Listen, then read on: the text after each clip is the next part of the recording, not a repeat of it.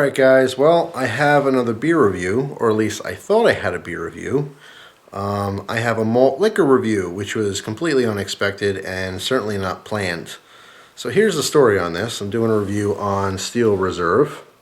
As most of my regular viewers know, I do beer reviews every Friday now. I have for a while, and this one was highly recommended and suggested and asked for repeatedly by someone. When are you going to do a review on Steel Reserve? When are you going to do a review? When? Please check it out. So I was at the pizza place and I saw one of these cans, just quickly saw it from afar, Steel Reserve. Okay, fine, I'll grab one, I'll try it. So I got actually two cans and had the first can and gave me just the worst headache in the world. I'm not going to talk about flavor yet because obviously I'll get to that in a second, but just felt really, really crappy. And I'm like, what was with that beer? And it's a little deceiving because nowhere on here does it say malt liquor. But that's what this is. This is malt liquor. Okay? This comes in at 8.1% ABV.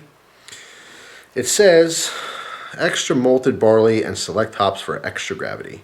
Slow brewed for exceptional smooth flavor.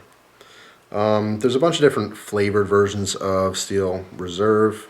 Comes from the Steel Brewing Company. I believe they're out in California. Super cheap, very high in ABV. But I got this thinking that it's just a regular beer, and it is not. It is malt liquor. So this will be a separate video. It's a malt liquor review. I'm not into malt liquor. I've tried several different varieties of malt liquor. Doesn't settle with me well. Always get a horrible hangover. And that was from one can. It's not like I was drinking this all night long or anything. Just one can, woke up just feeling like crap. So I have it, so I might as well review the other can. So Steel Reserve. This is a big 24-ounce can. So I grabbed the big mug to get this poured out. So here we go.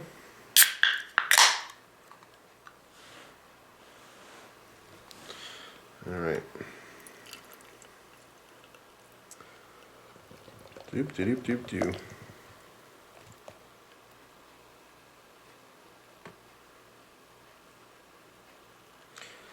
So it pours a real nice yellow. Put this can down. Got a nice, decent, straight white head on it. Lots of carbonation. Hopefully you guys can see that. It's actually a little slightly darker. It's like just an average lager color. In the glass or mug, you wouldn't be able to distinguish between this and the Budweiser or Coors or something. So let's see if we can get the whole can in here.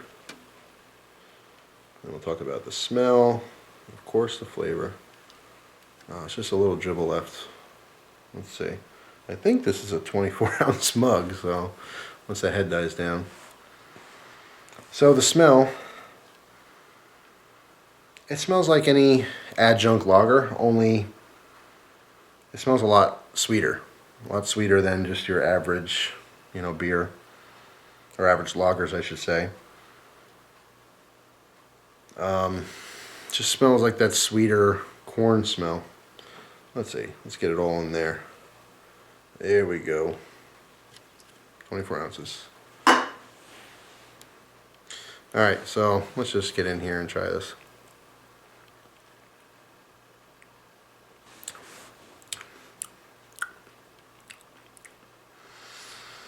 Well, it's very, very sweet. A lot of people say that you can get that you taste the alcohol that's in it, like you do with most malt liquor. I don't really get that. I don't taste the alcohol, nor do I feel an alcohol burn at all. I mean, I've had very high ABVs. I've had some stouts, 12, 13% ABV, and other ones that go way past that, and that's a different experience. This, even at a little over 8%, I'm not feeling it or tasting it, which is a good thing. This has a very strong corn flavor. Like, it's way more corn than like most of the adjunct lagers, like major breweries, Budweiser, Coors, Miller, stuff like that. It's very interesting. It doesn't really taste like a lot of the other malt liquors. You can taste malt in here, but the corn and the sweetness is so overpowering. It's like an extremely, extremely sweet Budweiser, or a very, very sweet Bud Light. But there's also something else that's there that's a little funky.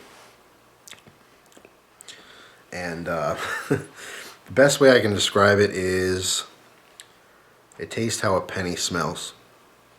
So imagine eating like a bowl full of corn, you know, like canned corn, creamed corn more specifically, and you dropped a bunch of pennies in there. Just kind of chewing on that.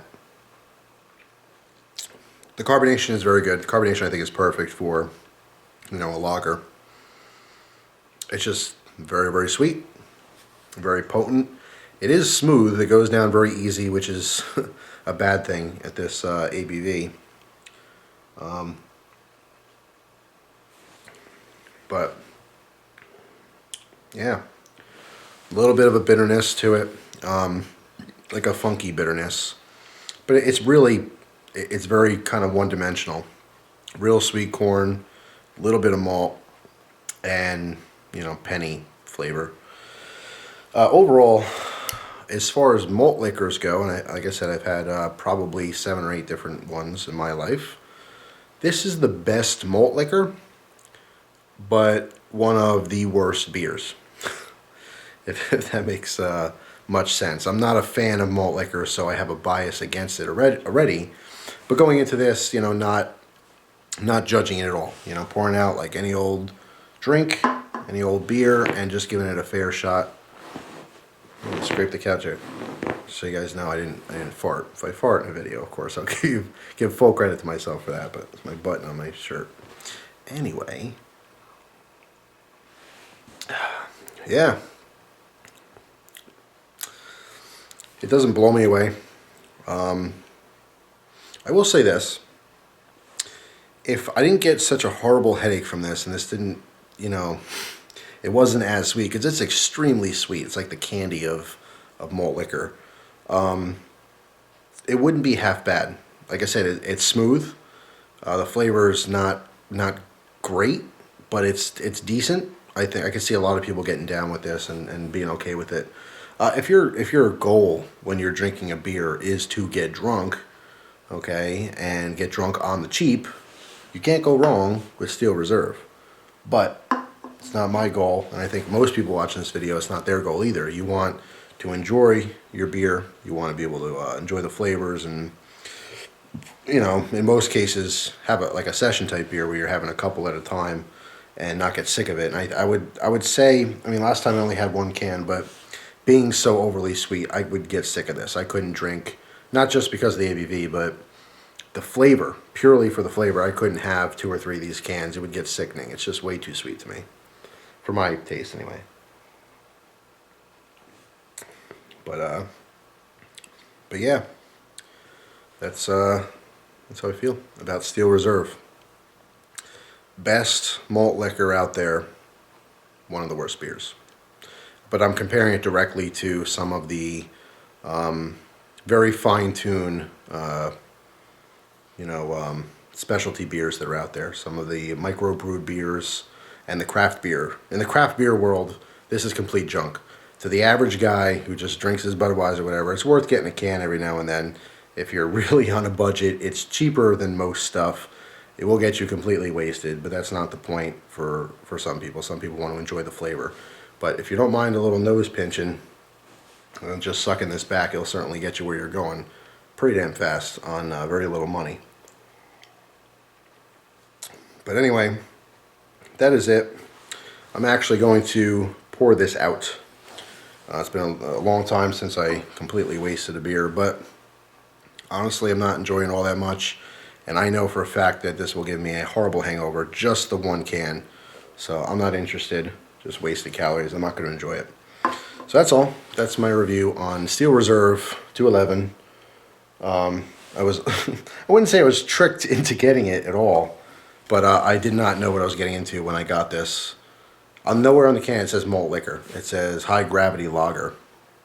But by definition, this beer is a malt liquor, not necessarily just a beer or a standard lager.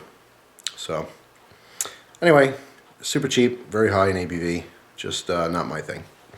So thanks for watching, guys. Hope you have an awesome day. To the one viewer who really wanted me to review this drink, this refreshment, there you go. You finally got your video. To everyone else, thanks for watching, and I will see you soon. Hope you guys have a great day. Take care.